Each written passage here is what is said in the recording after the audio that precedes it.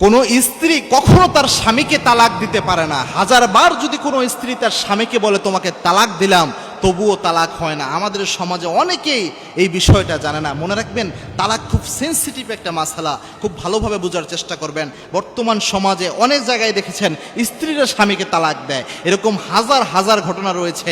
এটার মাধ্যমে কিন্তু অনেক সংসার অরিজিনালি সম্পর্ক ছিন্ন হয় না, কিন্তু স্বাভাবিকভাবে কাজী সাহেব, অনেক মূর্খ কাজী বিভিন্ন জায়গায় রয়েছে যারা তালাকের মাসালা সম্পর্কে কিচ্ছু জানে না, তারা অনেক সময় ফতোয়া দিয়ে দেয় যে তালাক হয়ে গিয়েছে। মনে রাখবেন, তালাক দেওয়ার অধিকার আল্লাহ রাব্বুল আলামিন একমাত্র পুরুষকে দান করেছেন। আপনারা হয়তো জানেন যে দা এবং কুমড়া এই দুইটা জিনিস রয়েছে। পুরুষ মানুষটা অনেকটা দায়ের মতো, আর মহিলা মানুষ হচ্ছে অনেকটা কুমড়ার মতো।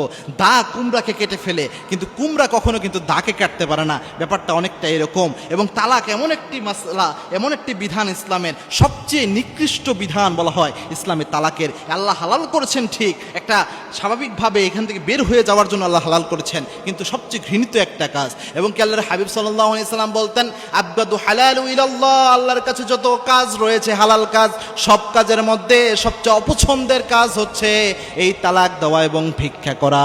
আল্লাহ রাব্বুল আলামিন এই দুইটা কাজকে পছন্দ করে না।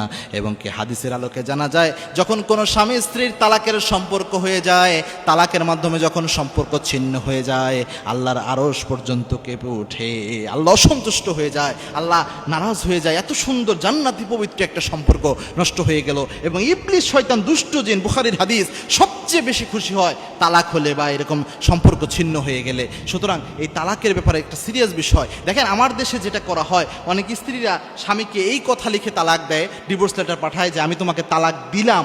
এই শব্দ দিয়ে যদি 1000 বার তালাক দেয় কোনো নারী, তালাক হবে না। একজন নারী তার স্বামীকে তালাক দিতে পারে না। হ্যাঁ, যদি কোনো নারীকে তার স্বামী এই অধিকার দেয় যে তোমাকে আমি তালাক নিজের উপর গ্রহণ করার অনুমতি দিলাম, অর্থাৎ স্ত্রী নিজের উপর চাইলে তালাক গ্রহণ করতে পারে, তালাক দিতে পারে না। তা এই শব্দ যদি বলে যে তোমাকে তালাক দিলাম, তাহলে তালাক হবে না। কিন্তু ওই স্ত্রী যদি বলে যে তুমি, যেহেতু তার স্বামী তাকে তালাক নেওয়ার অধিকার দিয়েছে, ওই স্ত্রী যদি বলে আমি আমার উপর তালাক গ্রহণ করলাম, তাহলে তালাক হবে। যদি স্বামী অনুমতি দিয়ে থাকে যে তালাক গ্রহণের তোমাকে অনুমতি দেওয়া হলো, তাহলেই তালাক গ্রহণ হবে। কিন্তু বাংলাদেশের অনেক জায়গার অনেক কাজী সাহেবেরা এই ভুল মশলাটা অনেককে শিখিয়ে দেয়। অনেক মা বোনেরা এইভাবে যায়, যখন তালাকের ব্যাপারে জানতে চায়, তার কাজী সাহেবরা এটা শিখিয়ে দেয়। মনে রাখবেন, তালাক অনেক সেন্সিটিভ একটা মশলা, এটা না জেনে ফতোয়া দেওয়া কোনোভাবেই ঠিক না। এটা কিয়ামতের দিন আপনি যখন দাঁড়াবেন, আপনি যদি দেখেন আপনার আমলনামায় জেনার গুণ দিয়ে ভরপুর, অথচ আপনি দুনিয়ায় ভেবেছেন আপনি বৈবাহিক সম্পর্কে ছিলেন, অথচ আপনার তালাক হয়েছে বা আপনার ডিভোর্স হয়ই নাই আগের সংসার থেকে, নতুন বিয়েটাও আপনার এই জন্য বৈধ হয় নাই।